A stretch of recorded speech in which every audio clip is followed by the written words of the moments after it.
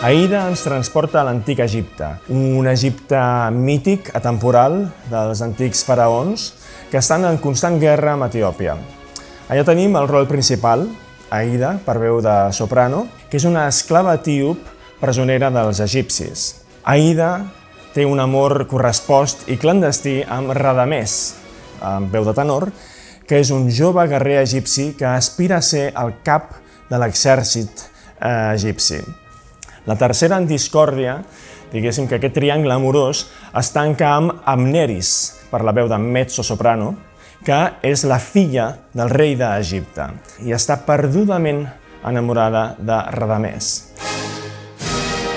En una d'aquestes batalles que surten victoriosos els egipcis amb la conegudíssima marxa triomfal, hi ha una sèrie de presoners etíops i entre ells hi ha el pare d'Aïda, que es diu Amonasro, amb veu de baríton.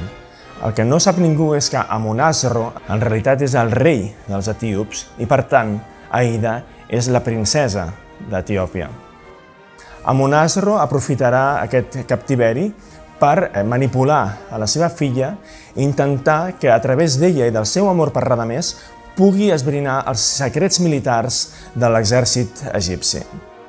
Aïda accedirà, Radamès acabarà traint a la seva pàtria, però seran descoberts. I això farà que Radamès acabi sent condemnat a morir enterrat viu dins d'una tomba a sota del temple d'Ftah. El que no s'espera a Radamès és que en aquesta cova, en aquesta tomba, s'hi ha ficat d'amagat Aïda per poder morir junts.